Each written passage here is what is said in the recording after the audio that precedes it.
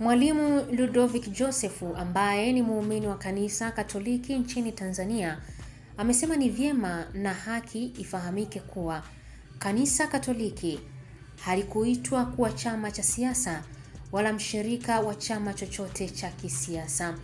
Akizungumza na waandishi wa habari leo Disemba 30, 2025, amesema tafakuri yake binafsi inamwonyesha kuwa kiongozi wa kanisa anapojihusisha moja kwa moja na siasa za vyama, kuna athari kubwa zinaweza kujitokeza ndani ya kanisa na katika jamii kwa ujumla.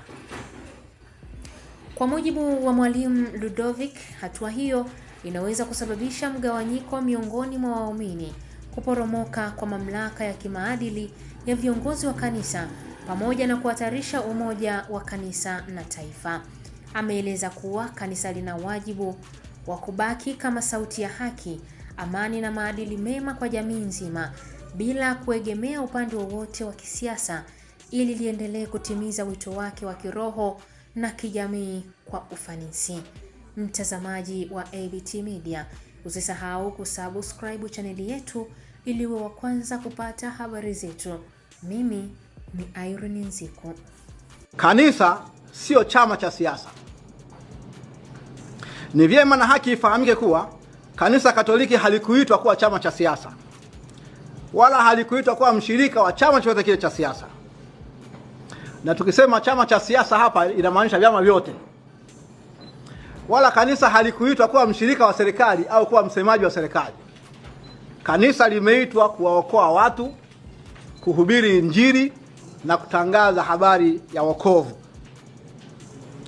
Yesu mwenyewe alisema, ufalme wangu si wa dunia hii, katika Yohana sura ya 18 mstari wa 36.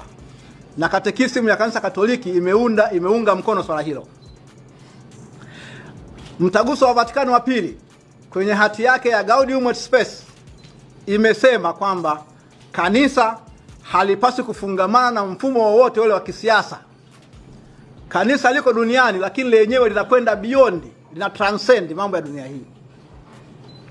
Kwa ufupi basi, kanisa likijiingiza kwenye mitazamo ya vyama, likajiegemeza na vyama, likaanza kutoa political rhetoric, lugha kama za vyama, matokeo yake kanisa linagawa waamini, linapoteza mamlaka ya kimaadili na linahatarisha umoja wa waumini, umoja wa kanisa na umoja wa kitaifa.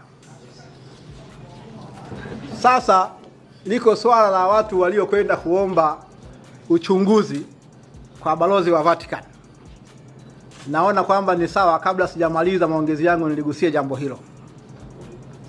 Kwa misingi hiyo ya kisheria na kimaadili, baadhi ya waumini wamepeleka malalamiko yao katika ubalozi, kwa balozi wa Baba Mtakatifu anayeitwa Nuncio, wakiomba ubalozi wa Papa au Papa mwenyewe au mamlaka za kanisa zimchunguze kiongozi wa kanisa Tanzania kwa jina la Padre Charles Kitima. Kwa ufupi, hatua hizo ni halali kisheria. Hakuna mahali sheria ya kanisa imewazuia Wakristo wa Katoliki kupeleka malalamiko yao popote pale. Wala sheria haijaweka utaratibu wa lazima. Kama nilivyosikia wengine wanasema, mbona wewe hujaanzia kwenye jumuiya, kwenye parokia, kwenye jimbo? Sheria haijaweka utaratibu huo. Hayo ni mazoea ya busara za kichungaji. Anayejua sheria hiyo atuambie hapa.